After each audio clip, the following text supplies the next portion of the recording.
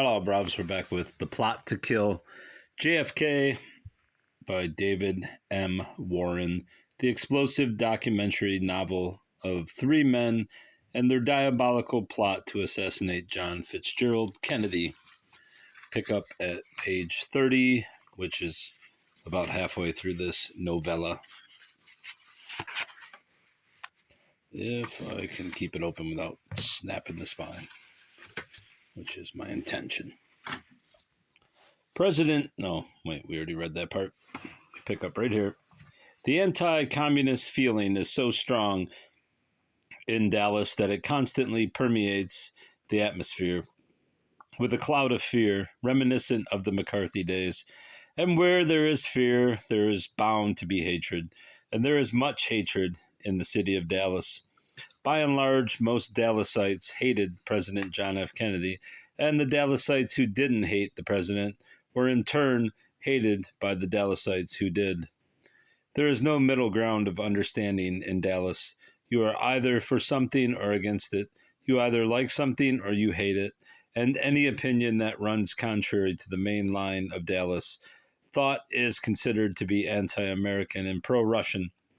Anyone labeled as such lives in the city of Dallas at his own peril. Yet, Lee Harvey Oswald, a known communist sympathizer who had once tried to defect to Russia, lived in Dallas with his Russian-born wife. On the morning of April 23, 1963, Lee Harvey Oswald stood on a street corner in downtown Dallas passing out fair play for Cuba pamphlets. Around Oswald's neck hung a homemade placard saying, "Hands off Cuba, Viva Fidel." Passers-by hooted and cursed at Oswald. That's how they felt about Fidel Castro, and Lee Harvey Oswald too, for that matter. Finally, one of the passers-by, a man, approached Oswald. The man was young, clean-cut, and intelligent-looking. He wore black horn-rimmed glasses, and he could easily have passed for a college student. He was polite and courteous, in contrast to the stark rudeness of the other Dallasites. "Good morning," the man said. "May I have one of your pamphlets, please?" Oswald gave the man the pamphlet. The man thanked Oswald and walked away. "Hey!" Oswald called after him. The man stopped and turned around. Oswald walked up to him. "You're not from around here, are you?" asked Oswald. "No," the man answered, "but why do you ask?" Oswald shrugged his narrow shoulders and replied, "Well, the way you talk, you sound like you're from back east or someplace. And another thing, you act civilized. Most of these local bastards don't." "Don't let it get you down," the man encouraged. "You're doing a good job. Keep up the good work." "Yeah, I sure will," promised the pamphlet-laden Oswald. The man wheeled about on his heels and walked away. The kindness of the stranger perked Oswald up, and a faint smile erased the scowl from his sullen face. But despite his buoyed-up spirits, Oswald still found it difficult to interest the Dallasites in his fair play for Cuba pamphlets. Some 2 hours later, he still had more than 3/4 of the pamphlet still tucked under his arm. He decided to try his luck on a different street. While he was walking to his new location, Oswald looked around and saw the polite stranger following right along behind him. Oswald stopped. The strange man quickly drew abreast of him. He looked at the pamphlets under Oswald's arm and said, "Can't get rid of them, huh?" Oswald cast a suspicious glance at the man and answered, "No, not around here I can't." Mindful of the distrustful look that Oswald had given him, the man countered with a gesture of friendship. "How about a cup of coffee? It'll make you feel better," the man said. By nature, Lee Harvey Oswald tended to be wary of people, even of people that he knew. But once again, the kindness of the stranger got to him, and he accepted the offer for the cup of coffee. They walked over to Currency Street and went into a little luncheonette. "My name's Lee," Oswald said. "Lee Harvey Oswald is my full name. What's yours?" "My name's Bill," the stranger answered. Oswald reached over the table, shook the man's hand, and said, "I'm pleased to meet you, Bill." At that particular time, Oswald didn't ask Bill what his last name was, and Bill didn't tell it to him For the record, the Bill that Lee Harvey Oswald had just met was none other than Bill Silas Proctor's male secretary. Then Bill Medina, the very same Bill Medina. Let me just read the whole thing again. For the record, the Bill that Lee Harvey Oswald had just met was none other than Bill Medina, the very same Bill Medina who was Silas Proctor's male secretary. Through Medina, Lee Harvey Oswald had just made his first contact with the little group of violent men who were destined to give his short life its final drive and direction. Medina's last name wasn't the only thing he didn't tell Oswald. Medina's last name wasn't the only thing that he didn't tell Oswald. There were also several other little things that he failed to mention, little things like how he had been tailing Oswald for the last 3 days, just waiting for the right moment to approach him, and how asking Oswald for a fair play for Cuba pamphlet had afforded him that opportunity, and how he had already found out enough about Oswald to write the story of his life. Medina's advance information on Oswald had been fed to him by Judson P. Starkey. When Silas Proctor told Starkey that it was rumored in Dallas that Lee Harvey Oswald had fired the shot that almost killed General Edwin A. Walker, an extreme right-winger, Starkey made a long-distance phone call to Dallas on that same night and had Oswald checked out. Within 24 hours, a complete report on Oswald and the Walker incident had been phoned back to Starkey. People were saying that it was Oswald who had tried to kill General Walker on the night of April 10th, but the evidence wasn't strong enough to arrest Oswald. In fact, it was nothing more than speculation based on the fact that Oswald had spent some 2.5 years in Russia, had tried to become a Russian citizen, and had a Russian wife. At the conclusion of the phone call, Judson P. Starkey knew that the chain of the John F. Kennedy conspiracy was complete. In Lee Harvey Oswald, he had found the missing link. On the following day, Starkey, the master planner, dispatched Bill Medina to Dallas for the purpose of fitting the missing link into place. After the coffee, Oswald said, "I think I'll go home. I've got some things to do. I really have to find a job." Medina was disappointed, but he shrewdly followed the cue that Oswald had given him, and he asked Oswald, "Is there much work around here?" "There's plenty of work, all right," answered Oswald, "but I can't seem to land a job. That's the price I'm paying for going to Russia and marrying a Russian girl. If I don't get a job here in a couple of days, I'm going to New Orleans and look for work. New Orleans is my home." By birth, New Orleans was Oswald's home. He was born there on October 18, 1939. He was the youngest of 3 boys born to Mrs. Marguerite Claverie Oswald. Oswald never saw his real father. His father, Robert E. Lee Oswald, a life insurance salesman, died of a heart attack 2 months before Oswald was born. After parting company with Oswald that night, Medina phoned his first progress report to Judson P. Starkey. The long-distance call was made at 10:30 p.m. Central Standard Time, and in order to cut down the chance of somebody overhearing the conversation, Medina made the call from a sidewalk telephone booth. Medina informed Starkey that Oswald wasn't the least bit suspicious about the false friendship that he had struck up with him. Learning that Oswald planned to go to New Orleans in search of work, Starkey instructed Medina to stick right with the Fidel Castro-loving ex-Marine, even if it meant going to New Orleans with him. During the days that followed, Medina stuck to Oswald like a shadow, but Medina made it a point not to come into contact with Oswald's Russian-born wife, and she didn't have the slightest idea that Medina was constantly tagging along after Oswald.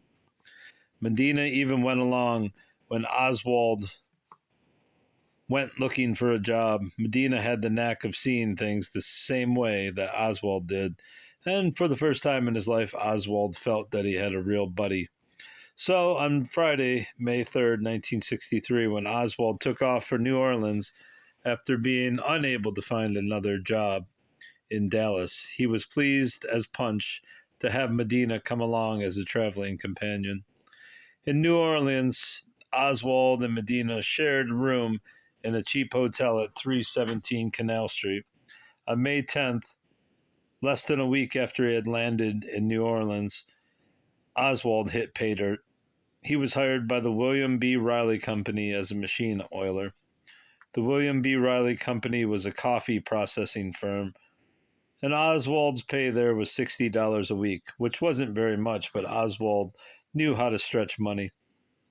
Oswald rented a $65 a month apartment at 4911 Magazine Street and sent for his wife, Marina, and baby daughter, June Lee Oswald.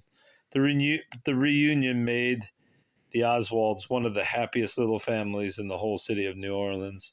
Then suddenly, misfortune fell upon the Oswald household.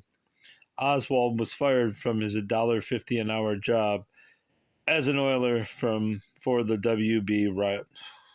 William B. Riley Company, and once again the little Oswald family found itself in dire financial straits. It wasn't long before Judson P. Starkey ordered Medina to get Oswald out of New Orleans and back to Dallas just as soon as possible. Starkey's sudden decision to move Oswald back to Dallas was prompted by the fact that Starkey had just learned that President John F. Kennedy was definitely going to make a visit to that Texas city. This was on September 22nd, 1963, which means that Judson P. Starkey got wind of the president's intended visit to Dallas several days ahead of everybody else. News of the president's proposed trip to Dallas wasn't released to White House correspondents and made public until September 26th. Getting Oswald out of New Orleans and back to Dallas probably would have stumped Bill Medina if Judson P. Starkey had not told him how to go about it. It was a trick, and the ruse was based on the fact that Oswald was currently unemployed. The bait was the promise of a job. On Monday morning, September 12, 1963, Bill Medina made his big pitch to Oswald. As usual, on this morning, Bill Medina was tagging along while Oswald was out looking for a job. At the right psychological moment, just after Oswald had been refused a job, for the third straight time that morning, Medina went to work on him. They had stopped at a corner hot dog stand. "I've got a hot tip about a job," Medina said. "A job for the both of us."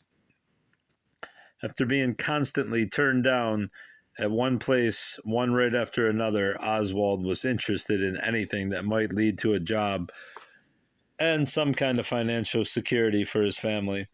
So, wide-eyed with hope, he asked Medina, "Where?" Medina stopped eating his hot dog and replied, "Believe it or not, it's back in Dallas, but we've got to contact a man in Mexico City to get it." "Mexico City," Oswald said. "Are you sure we'll get the job if we go there?" "I'm pretty sure," Medina answered. "I know the man who does the hiring. He used to be one of my professors in school." On the following day, the little Oswald family was separated for the second time in less than 6 months. Oswald sent his wife and baby daughter back to Dallas to live with a friend. But Oswald didn't tell his wife that he was going to Mexico City. Instead, he lied and told her that he was going to the seaport city of Galveston, Texas, to look for work. Early on the next morning, on September 26th, or is it 25th?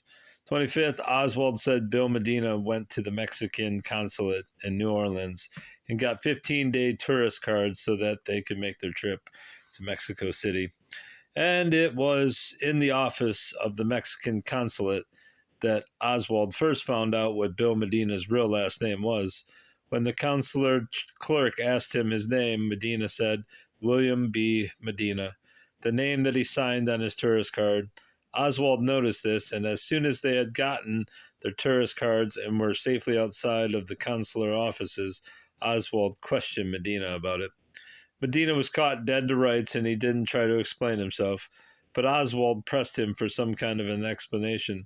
Oswald asked him, "Why did you lie to me, Bill?" Unable to evade the issue, Medina mumbled, "Because it was better that way." "But why was it better that way?" asked Oswald. That was the $64 question, and Medina didn't try to answer it. Oswald and Medina arrived in Mexico City at 10:30 p.m. on the night of September 27, 1963. From the bus station, the two Americans took a taxi and went directly to the Hotel Comercio and checked in. The Comercio is a favorite stopping off place for Latin American communists, and due to this fact, hardly any Americans ever register there. In the lobby of the Comercio, the picture of Fidel Castro hangs side by side with the picture of Adolfo Lopez Mateus, the president of Mexico. Medina told Oswald that the man they were supposed to contact was also staying at the Comercio and led Oswald along to a suite on the fifth floor. Medina knocked on the door of suite 513. The response to the knock was immediate. "Who's there?" called a man's voice from inside. "It's me, Bill," answered Medina. "Bill Medina and the friend that I told you about." Slowly, the man inside suite 513 opened the door. Respectfully, Medina let Oswald enter the suite first, and then, with all due courtesy, Medina introduced Oswald to his host. The man stuck out his hand and said, "My name's Biggers, Mr. Oswald, John A. Biggers, and I'm an agent for the Central Intelligence Agency." The Central Intelligence Agency. The words almost made Oswald jump out of his skin. He repeated the words in stark amazement. "The Central Intelligence Agency?" "Yes," said Mr. Biggers. "The Central Intelligence Agency, and we want you." What Mr. Biggers said next seemed incredible to Oswald. "Mr. Oswald, we want you to work for us," said Mr. Biggers. Oswald was stupefied. He couldn't believe his ears. He knew it was impossible, and yet it was happening. The Central Intelligence Agency of the United States government was offering him a job. Pointing a finger at Medina, Mr. Biggers said, "This man here is a CIA agent, too. The reason he hasn't told you before now is that he wasn't at liberty to do so. If you decide to work for us, Bill here will be your immediate superior. You'll have to do whatever he tells you to do. Now, tell me, do you think you'll want to..." Oh, man, this book. "Work for the CIA." The job offer was a godsend to the unemployed Oswald, and he reacted to the opportunity just like anybody else in a similar situation. "Well, I'll take the job, Mr. Biggers," Oswald said, "and I'm mighty glad to get it, but, somehow it doesn't seem real. Me, a CIA agent?" "I know, but you're good with the rifles," said Mr. Biggers, "and that's one of the reasons why we picked you. We need good men like that." After Mr. Biggers had finished talking, Oswald looked at Bill Medina and shook his head. "Bill," Oswald said, "sometimes I have my doubts about you, but I never figured you for a CIA agent." Then Medina said, "Maybe you better tell him just why we need him so bad. It'll help him to understand things a little bit better." "Well," Mr.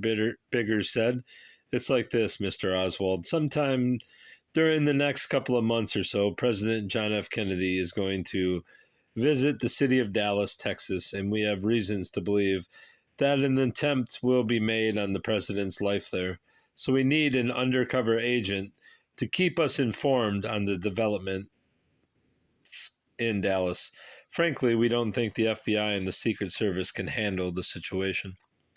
"But why me?" asked Oswald. "You must have plenty of other agents who are capable of doing the job, maybe even better than me." "Yes, we have plenty of other agents who are capable of doing the job," said Mr. Biggers, "but certainly not better than you. You see, Dallasites are a very suspicious lot, and a new man sent in there would surely arouse their suspicions, especially if he started asking questions. You have the advantage of being a Dallasite yourself, with your background having lived in Russia and with a Russian wife and all. Nobody in Dallas would suspect you of working to protect the life of the President of the United States." Oswald laughed and said no, they'd only figured me to try and kill him. "You're absolutely right," agreed Mr. Biggers, "because the ghost of Senator Joe McCarthy still lives in Dallas." Then Mr. Biggers went on and filled Oswald in on a few other details, which were important to his prospective employment in the Central Intelligence Agency. Namely, Mr. Biggers mentioned the FBI. He told Oswald that the Federal Bureau of Investigation had a personal file on him and that it considered him a dangerous individual. And under these circumstances, the FBI would normally have him taken into custody a day or two prior to the president's visit to Dallas and not release him until after the president's visit was over. But Mr. Biggers explained to Oswald he would deal with the FBI through their Dallas office and instruct them not to bother him. This all seemed perfectly logical to Oswald, and he did not question it. Then Mr. Biggers stepped forward with the Bible in his hand. "You'll also have to take an oath, Mr. Oswald." Oswald raised his right hand, placed his left hand on the Bible, and was sworn in as an agent of Central Intelligence Agency. Mr. Biggers shook Oswald's hand and said, "You are now an agent of the Central Intelligence Agency of the United States of America. The pay will be $8,000 a year to start," added Mr. Biggers. "It will be payable monthly, and you should be getting your first check about the 25th of November. But if you should need any money in the meantime, just see Medina." "Are there any special instructions, sir?" Oswald asked. Mr. Biggers scratched his head and said, "Well, no, not that I can think of. It's just like I told you before. You'll get all of your orders from Medina here. But there's one thing you'll have to do before you leave Mexico City. Somehow you'll have to create a pretext which will explain why you came to Mexico City in the first place. If somebody should ever find out, we want to be able to mask the real reason for your visit here. Go to the Russian embassy and try to get a visa to visit Russia. That's in context with your past behavior. People will believe that." The next day, on September 29th, 1963, Lee Harvey Oswald went out and did exactly what Mr. Biggers had suggested that he should do. Oswald went to the Russian embassy and asked for a visa to visit the Soviet Union. He was politely told that the approval of the visa would have to come from Moscow and that it might take up to 3 months for the approval to come through. Oswald pretended that the possible delay didn't set well with him, and he became furious. It was all an act, but he really threw himself into the part. He ranted and panted and finally stormed out of the Soviet embassy in a great big huff, violently slamming the door after him. Then Oswald went to the Cuban embassy and did a repeat performance of the same act. At the time, Oswald did not know it, but he was playing out the prelude to a violent tragedy. The antics at the Russian and Cuban embassies finished up Oswald's business in Mexico City, and on Wednesday, October 2nd, 1963, Oswald and Bill Medina boarded the bus and started their return trip back to the city of Dallas, Texas. Lee Harvey Oswald and his friend Bill Medina arrived back in the city of Dallas bright and early on the morning of October 4th, 1963. At the time, Oswald sincerely believed that he was an undercover agent working for the Central Intelligence Agency of the United States of America. Meanwhile, the men who were planning the murder of President John F. Kennedy were busy congratulating themselves on the ease with which the unsuspecting Oswald had been tricked into becoming a part of the plot. When Oswald and Medina got off the bus that morning, a light rain was falling in the city of Dallas.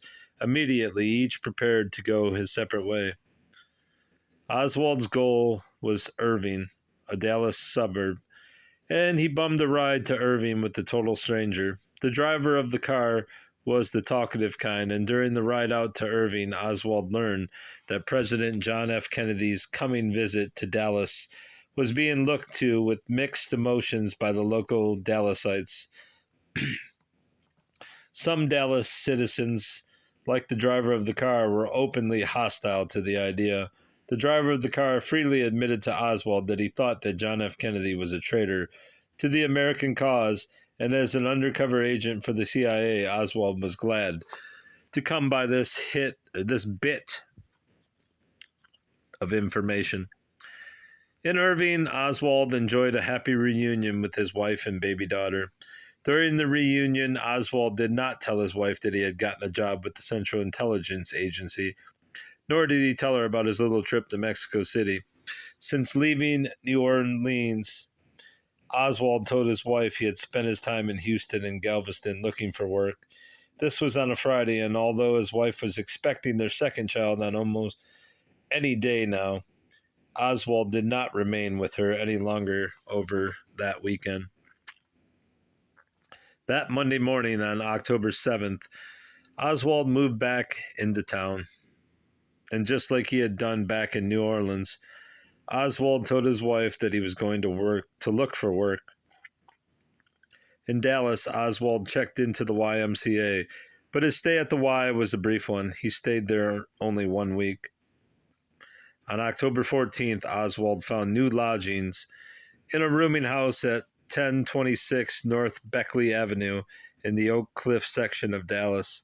Mrs. A.C. Johnson, the operator of the rooming house, told Oswald that the room rented for $8 a week, payable in advance. Oswald paid Mrs. Johnson 1 week's rent and moved in right away. To phrase it nicely, Oswald's earthly possessions were very meager. The sum total of Oswald's property consisted of a few pieces of clothing, a small radio, and 2 or 3 cans of canned food. But this did not include Oswald's most prized possession, his 6.5 millimeter Italian rifle. This he had stashed in the garage back in Irving. And we will stop there, bruv.